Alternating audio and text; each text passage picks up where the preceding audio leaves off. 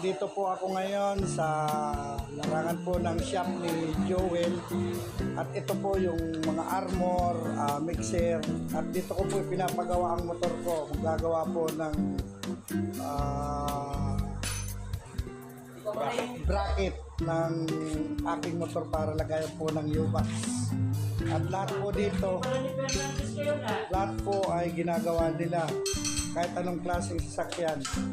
May kung gusto nyong magpapintura, welding, or mekaniko, anong klase man, nandito lang po.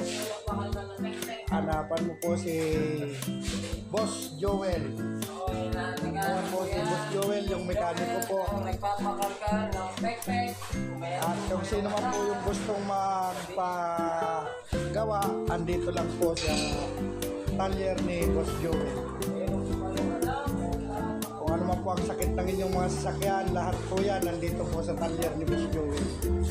Sige po mga ka-vlog, andito na lang po tayo magtatapos ang ating vlog for today.